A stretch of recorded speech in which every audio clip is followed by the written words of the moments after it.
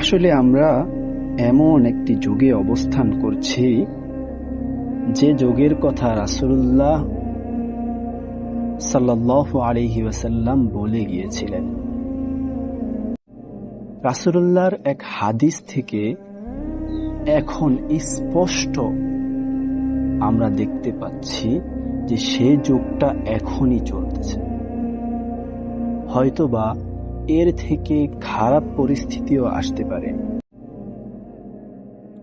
রাসূলুল্লাহ বলেছিলেন যে এমন একটি যুগ, এমন একটি সময় আসবে, যে সময় মানুষ আগুনের কুণ্ডুলি, জ্বলন্ত আগুনের কুণ্ডুলি হাতের তালুতে রাখতে সহজ হবে, কিন্তু ঈমান টিকিয়ে রাখা তার চেয়ে বেশি কঠিন হবে।